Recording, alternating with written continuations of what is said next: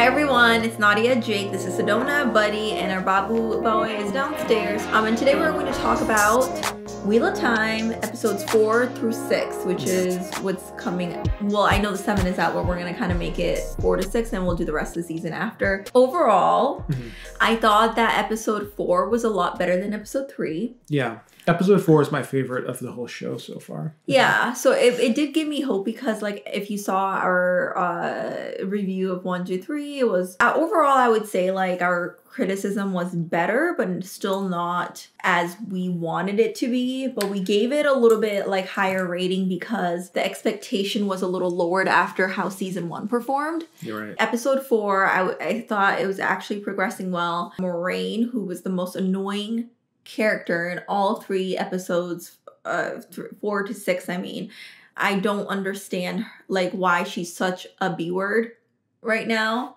She's just so rude to everyone, and I think the end of episode 6, she started to kind of let loose a little bit with her nephew, who, like, really looks up to her. But it's just, I understand she's depressed. I understand, like, what the intention that they're trying to portray is that, you know, her being separated from the one source really so depressing that she, you know, wants to end her life, that type of depression, and she's fighting it. However, it just feels like her character is so stagnant with everything going on, and it feels good in episode 6 that she kind of, like, let loose and let her nephew really, like, you know, she hugged it out with her nephew. Well, and again, I think this is another problem with the fact that Moraine isn't really a lead in the book series, so they're kind of having to add things to. Well, yeah, and then also, like, it's also interesting because she leaves land to find Rand, but then she has to separate from him again because, you know, that was the thing. So it's kind of like they go through. It's it's the same thing with the story. It goes somewhere, then they don't follow through. So Rand ends up being alone regardless, and it feels more like there's not enough stake. I liked that Rand was, you know, found. I like the story about him and the demon girl who was a love interest of his in previous life. Perrin with his wolf storyline was interesting, but it was too slow for me. But then I guess I can't judge that too much because it's an ensemble of characters, so there's a lot of things happening. I really liked Egwene's character development in the last couple episodes, especially the last one, which was episode 6, because it's like the meme that you showed me, you know, she's naive. She's like naive. Mm-hmm. She's naive. She is the Barbie Kim thing. Yeah, but it's like she's naive. She's just Egwene. Yeah, exactly. Yeah. But now it feels like she is going to have something, some kind of, like, power enlightenment thing happen to her. So I'm excited for her. And Nynaeve was so dumb in one of the episodes where she went with the princess. She was not being very smart at all. She was getting caught. She was making loud. She's like, you know, the other girl was like, you have to be quiet. You can't be seen. I will not do. I know what to do. And then they get caught.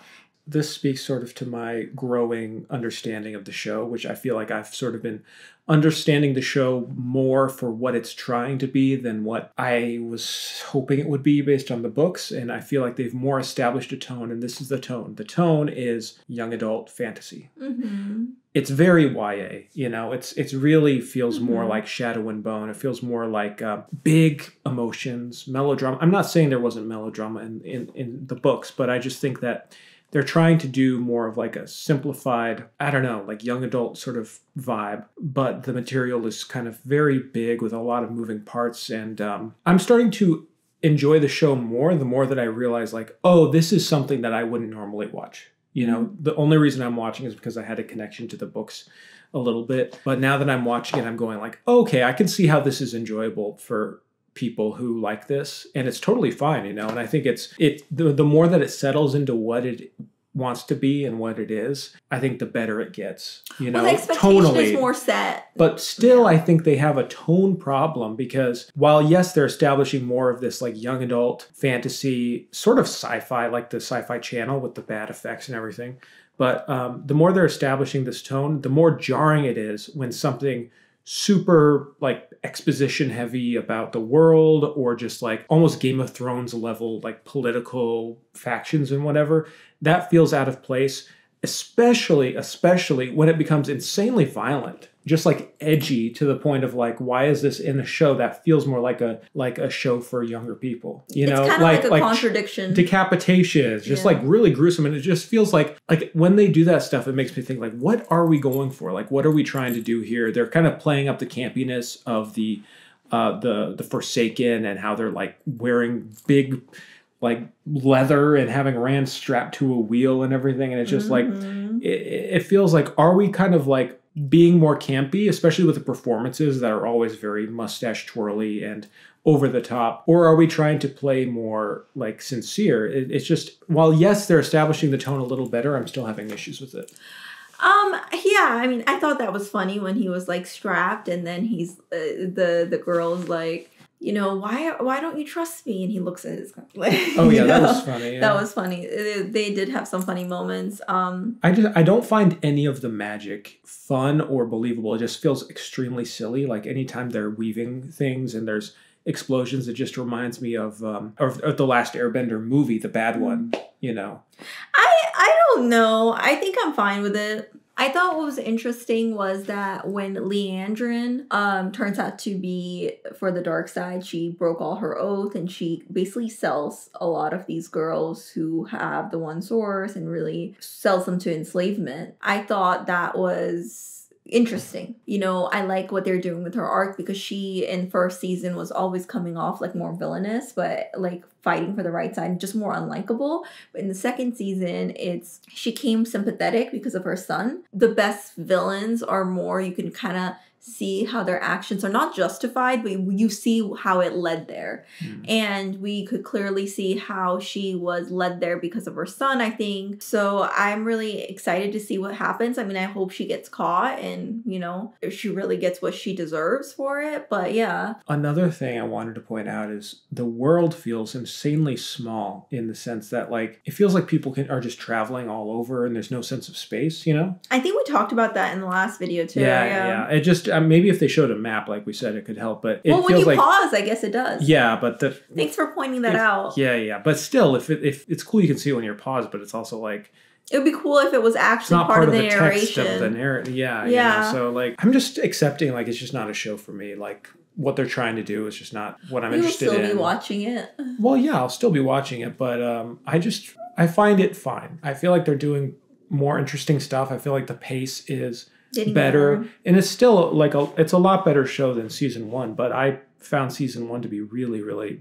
bad. So overall, they're improving. Some shows, they start out really strong and they diminish in quality. This show started out not the greatest quality, and it's kind of getting better. So maybe like it will have its moment where, you know, we'll say, oh my God, season 3 is amazing, or season 4 is, it'll be like the opposite of Game of Thrones. At this rate of improvement, season 10 will be fantastic. But what would you rate it? I have no idea, because the quality just varies episode to episode. I'd say that season 2 started pretty rough. It was very clunky. Now they know more what to do. I think Egwene and Nynaeve are interesting. They still don't really know what they're doing with Lan. It just feels like here's the thing. Oh my God, I had to talk about wait. Can I say this? Yeah, of course. Sorry. So here's the thing: is that what's going on with Lan is that he's just kind of idling, and this is an issue with a lot of the characters in the show. Is that it just feels like they are on the chessboard waiting for their moment to move to the climax or this thing. And that's something that I don't like about heavily plotted shows that are more plot focused over narrative, because it feels like they have this plot, they have this direction they're going in. And then once they figure that out, they're going, oh wait, well, what are we doing with Perrin? Okay, well, he needs to fit into this. So let's just have him doing this for a while until he has to come here. Let's have Lan do this until it's time for them. So they're just idling there. So it never really feels like they're true characters. It feels like there's half characters. Like they are sort of interesting because the acting is good and they have something going on, but it's always at the service of something larger that's beyond their control. So they never feel like fully realized independent creations that can move and exist in their own way. Like I'm never going, ooh, I wonder what Lan is going to do. I wonder what parents, I'm just like, well, whatever the writers want them to do, Well, they're in standby, right? Until they're needed. So it's kind of like, okay, standby, action. And you could kind of like see that actually in the scene itself, which is not entertaining. I think Lan is interesting because like you would think from what happened in the previous episodes with, Nynaeve, how she had this fantasy land with Lan and, was in love and had a kid with him. You would think that they would get together at some point, but she even professed her love with him. It's like, no, they're just, and you think that because she was going to be in the high tower, he was going to come after her. But then, it was like, no, I don't trust myself because of what happened to Moraine. But then it also more so seemed inconvenient for the plot in itself for him to move so obviously so that he was in standstill with these people until the time was right where he could relate to them that, they found the dragon reborn. Right. So. But I think that's more evidence towards the fact that they're trying to do something with material that doesn't really fit with the kind of like, if there was the romance between Nynaeve and Lan that's kind of played up more in the first season. In the books, it's not as played up, I think, from my memory. So it feels like that should be more of a factor, but then when it's not, it's like, oh no, well, because we're not really doing that, we wanted to do that, but the show and the direction of the books is making us do this. So the creators of the show are trying to do one thing while constrained with this material. It almost feels like, and I'm not saying this is exactly what's going on. I'm not trying to criticize the writers in this way, but it feels like they wanted to create a fantasy show, and this happened to be the available IP because you can't just make fantasy shows without some kind of source material, some kind of popular thing. And Wheel of Time was popular and ready to go, but they wanted to do a different competing with House of Dragon too. So it's like, and that's totally unreal because that has nothing. It's so different tonally from the Amazon show, from the HBO show. I mean, it's very different. Well, I think Amazon has been disappointing overall because of the Rings of Power, and then with this. And this is more popular than Rings of Power. Well, I will say that this one is getting a little better. I mean, I haven't seen season 2 of Rings of Power, so it's really unfair to judge that at this moment, to see how much they would improve for the season 2 for that show. But this one, they are improving, and I guess like that's all we can kind of do right now. One thing I'll say about Wheel of Time is that people seem to be finishing the series, whereas I was seeing some data about Rings of Power. Apparently, like 40% of viewers in the United States actually finished the first season of Rings of Power. Oh, wow.